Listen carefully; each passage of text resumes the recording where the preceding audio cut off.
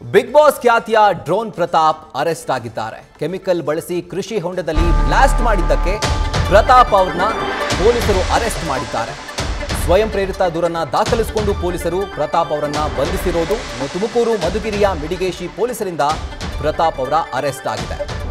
ಇದು sodium metal ಅನ್ನ ಕೃಷಿ ಹೊಂಡದಲ್ಲಿ ಹಾಕಿ ಅದರಿಂದ ಬ್ಲಾಸ್ಟ್ ಮಾಡಿ ಅದು ಯಾವ ರೀತಿಯಾದಂತಹ ಒಂದು ಸಂದೇಶವನ್ನ ಇವರು ಜನರಿಗೆ ಕೊಡೋದಕ್ಕೆ ಹೊರಟಿದ್ರೋ ಏನೋ ಗೊತ್ತಿಲ್ಲ.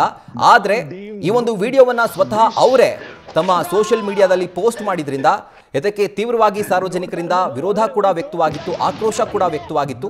ಹಾಗೂ ಖುದ್ದಾಗಿ ಪೊಲೀಸರೇ ಸ್ವಯಂ ಪ್ರೇರಿತ ದೂರನ್ನ ದಾಖಲಿಸಿಕೊಂಡು ಇದೀಗ ಡ್ರೋನ್ ಪ್ರತಾಪ್ ಅವರನ್ನ ಬೆಂಗಳೂರಿನಲ್ಲಿ ಬಂಧಿಸಿ ಈಗ ತುಮಕೂರಿನ ಮಧುಗಿರಿಯ ಮಿಡಿಗೇಶಿ ಈ ಪೊಲೀಸ್ ಠಾಣೆಗೆ ಕರ್ಕೊಂಡು ಹೋಗ್ತಾ ಇದ್ದಾರೆ. ಸೊ ವಿಡಿಯೋವನ್ನ ಆಧರಿಸಿ ಡ್ರೋನ್ ಪ್ರತಾಪ್ ಅವರನ್ನ ಪೊಲೀಸರು ಬಂಧನ ಮಾಡಿರೋದು.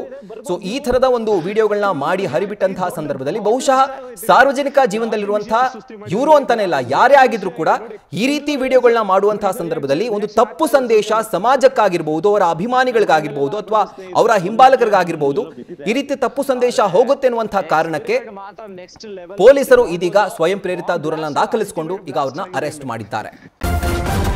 ನ್ಯೂಸ್ ಫಸ್ಟ್ ನಿರ್ಭೀತಿಯಿಂದ ನಿಮ್ಮ ಪರವಾಗಿ.